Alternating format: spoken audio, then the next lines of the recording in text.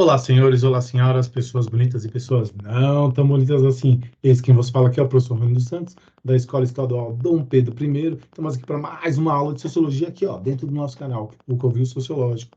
E o que vamos fazer hoje? Continuação da aula passada. Continuar lendo aquela cartinha lá que o Freud manda para o Einstein em resposta à pergunta dele, né? O porquê da violência. Vamos lá, rapaziada. Vamos com nós.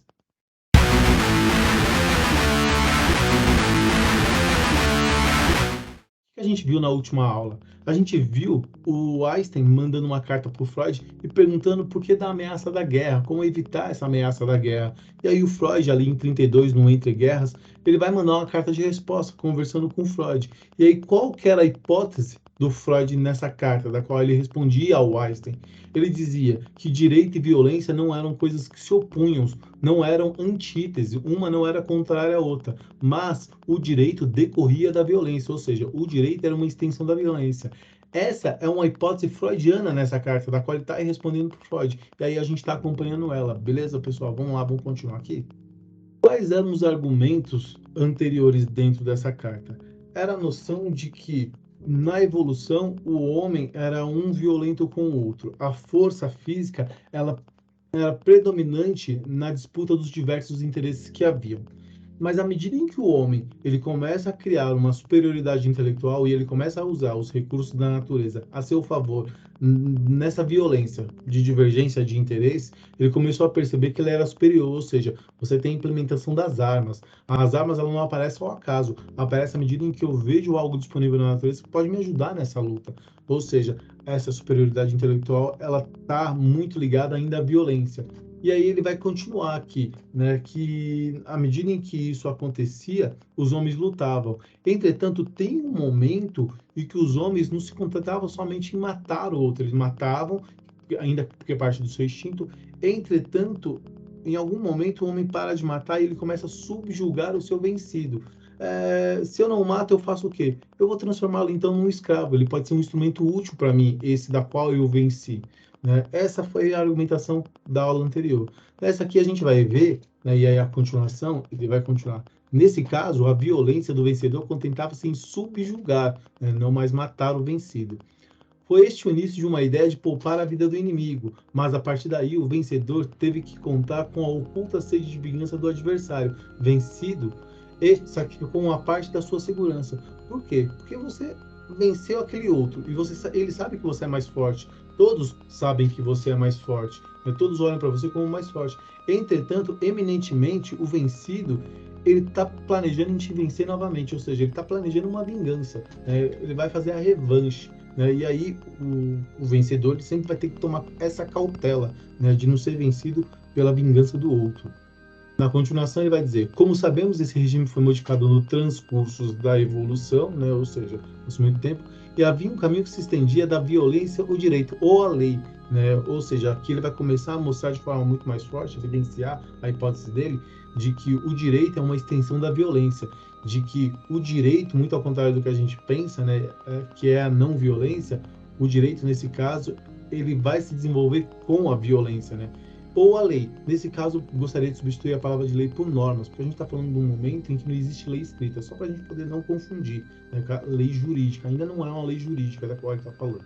Que caminho é este? Pode ter sido um, apenas um. O caminho que levava ao reconhecimento do fato de que a força superior de um único indivíduo podia se contrapor à união de diversos indivíduos fracos. A união faz a força. Ou seja, esses vencidos que eram fracos, eles começam a entender que coletivamente eles são muito mais fortes do que esse indivíduo fisicamente ou intelectualmente superior. Ou seja, essa coisa da união faz a força é o ajuntamento dos grupos contra aquele mais forte ou aquele que se considera mais forte. E aí ele vai continuar. A violência podia ser derrotada pela união. O poder daqueles que se uniam representa agora a lei, no caso uma norma. Né? Eles precisam se constituir de uma norma, um pacto de não agressão dentre os fracos para poder se proteger do mais forte. E aí, em contraposição, a violência de um só. O que eu acabei de dizer aqui. Vemos assim, então, a lei e a força, e aí a lei não é lei jurídica, de uma comunidade, ou seja, estabelecimento de regras e normas dentro de uma comunidade, ou seja, um pacto de não agressão. Aqui ele está fazendo essa referência. Na continuação, ele vai dizer: A única diferença real reside no fato de que aquilo que prevalece não é mais a violência de um indivíduo, mas a violência da comunidade. Ou seja, a violência ela não acabou. A violência ela ainda existe. Ela sempre vai existir contra aquele que vai querer suplantar contra a comunidade. Ela não deixa de existir. Né? Percebam que ele vai começar a corroborar uma teoria, por exemplo, weberiana, da ideia de que o Estado detém o monopólio legítimo da força. O que é o Estado? O que é o Estado se não o conjunto de forças da maioria, a vontade da maioria? O Estado é isso, ou dos mais fortes. Né? Na continuação, ele vai dizer: a união da maioria deveria ser estável e duradoura. Está falando, vai chegar no Estado, ou vai chegar numa relação pré-estatal, em algum momento. Continuando, a comunidade deve manter-se permanente, Estado, deve organizar-se e deve estabelecer regulamentos para antecipar-se ao risco de rebelião e deve instituir autoridades para fazer com que esses regulamentos, as leis, no caso as normas, sejam respeitadas para superintender a execução dos atos legais de violência. Eu estou falando de Estado aqui, mas não é necessariamente o Estado como a gente conhece. É uma ideia de organização que ainda não é burocrática, mas que é sólida, é uma organização sólida. E aí quando ele está falando, a comunidade deve manter-se permanente e está falando que deve instituir autoridades, alguém tem que ser o guardião dessas normas, para que um ou outro não a suplante, para que um ou outro não vá descumprir essas regras. Né? E aí, para você poder fazer isso, você tem que ter normas de violência, normas legais, em que vai punir aqueles que rompem com as normas instituídas pela comunidade. Né? O Estado é a evolução disso. Na continuação, ele vai dizer: a violência suplantada pela transferência de poder a uma unidade maior que se mantém unida por laços emocionais entre os seus membros. Né? Ele está falando aqui do que ele acredita, desses elementos essenciais. Né? Obviamente que as normas, né, dessa comunidade, elas vão se tornar uma norma de sentimentos comuns, né, de ter essa proteção, de que não agressão, um pacto mútuo de não agressão, mas e não agressão do outro também, né?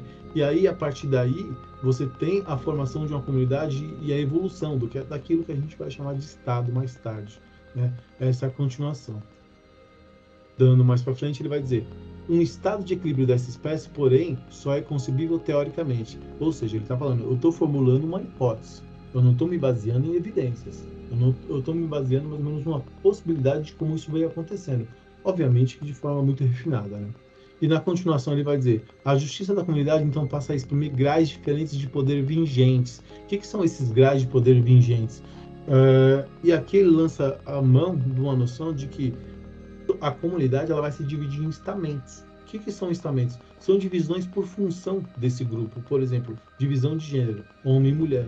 Né? E aí você tem, de fato, uma desigualdade nos direitos. Vai começar essa desigualdade. Você já tinha desigualdade entre vencedores e vencidos. Né? Mas você vai ter outros vencidos. E aí você tem os escravos. Escravos têm um direito. Os senhores têm outros. Os guerreiros de uma tribo ou de uma comunidade, eles têm certos direitos que outros não têm. Os chefes políticos, que são representantes, eles têm alguns direitos, outros não têm. Você dividiu a sociedade em estamentos aí, né? Você dividiu a sociedade em camadas. E aí, nesse sentido, a gente está falando de uma estratificação. E nessa estratificação justifica-se a desigualdade. Né? E aí, nessa desigualdade, pode ser que haja conflito. Né? Mais uma vez, a violência é permanente. E aí, como é que você vai estabelecer os direitos disso com um certo conflito iminente pela diferença? Ou seja, a violência ela nunca acaba, né? Ela só vai ganhar uma outra maneira de se organizar. A violência ela é organizada de uma outra maneira, mas ela não acaba. Portanto, do ponto de vista do Freud aqui, qual era a hipótese que a gente estava pensando aqui?